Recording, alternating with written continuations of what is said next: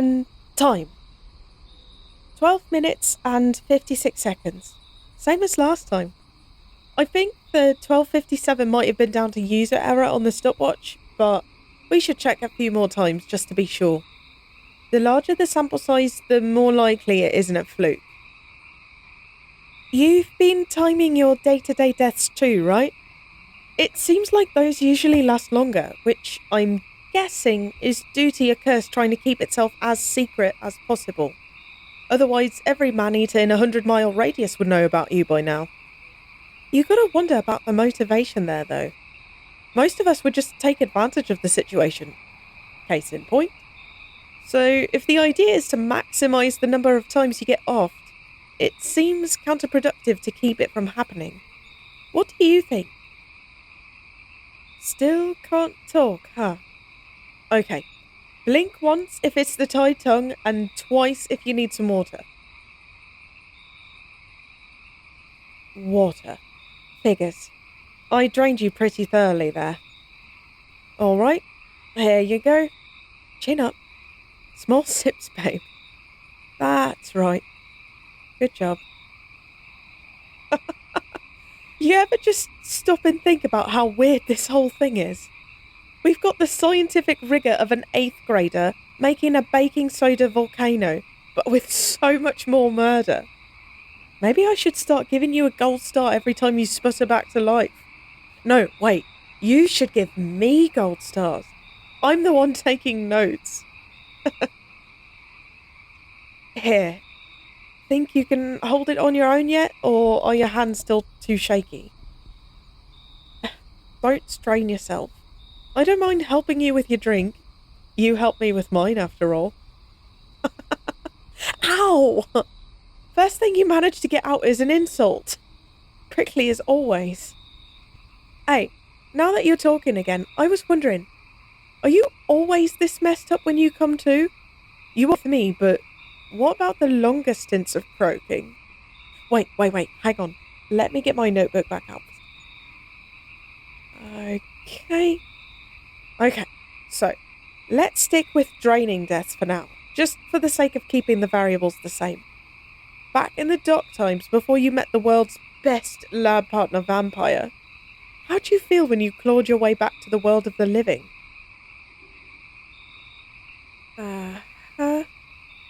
Right. Well, it's anecdotal, but it seems like maybe the longer you spend dead, the more your body fixes itself up. I wonder if you're even all the way healed right now. This might just be the bare minimum of functionality. It would explain why you feel like shit. Okay, yeah. Having every drop of blood drained out your body would also explain it, sure. I can't help it if I'm thorough. You just taste so fucking good. Kinda wanna go in for round 2. Oh, ow!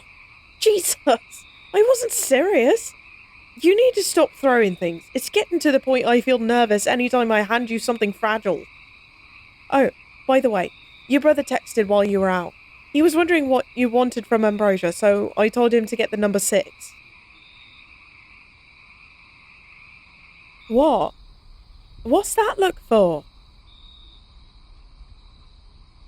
I unlocked your phone with your cold, dead fingerprint and remembered what you ordered last time I was over during dinner. It's not rocket science. I wasn't going to let him worry about you not answering when it was something I could handle. What, would you prefer I left him on red? Thought so. Anyway, I wouldn't have done it if he was asking something personal. I'm not stupid. And I'm not his secretary, so I'm not going to be fielding texts from everyone. I was just, looking out for my friend. Anyway, our sample size here is still pretty small, but the timing seems to be coming out fairly consistent. I wish I could get you in an actual lab sometime, get a look under the hood. No shit, I like this stuff.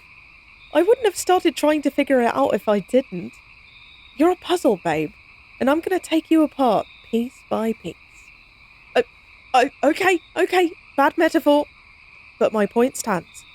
The place where biology and magic intersect is interesting. I could probably study it until the sun burns out and never have a boring moment. I can't. The bioalchemy major is, well, let's just say they make you send in blood samples with your application. No monsters allowed in that field.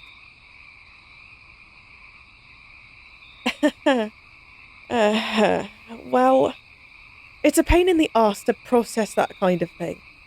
They can't do it for everyone. Maybe someday, if they come up with a cheaper, quicker test, I'll get kicked out of academia entirely. Hell, when you humans finally hit that breakthrough, you'll probably succeed in your long-term goal of wiping all us creepy crawlies out. I mean, I get it. It's not like anyone mourned for smallpox. I've chewed my way through a solid chunk of humanity. I know how this is going to end. Fun ride while it lasts, though. Anyway, you've got a dinner to get to. Can you stand okay yet? Maybe have another glass of water before you go. I don't want you to pass out on the way home and get picked up like takeout. Quit looking at me like that. That's all the vampiric brooding you're gonna get for now. I don't wallow, babe. Live fast, die young and all that. Or, in your case, live at a regular pace, occasionally interrupted by inconvenient fits of death. But that's less catchy, so I think I'll stick with being a well-fed monster who will one day reap what's been sown. Come on, I'll walk you to the door. I should really start stocking juice boxes or something. Might help you bounce back a little faster. I'd ask you to say hi to your brother for me, but that's got disaster written all over it. So I guess I'll just tell you to have fun at dinner. Oh, and leave your window unlocked tomorrow night. Unless you want me snapping the lock again. Hey, I gotta keep you on your toes. It's no fun if I can't scare you. Night, babe. Have a safe walk.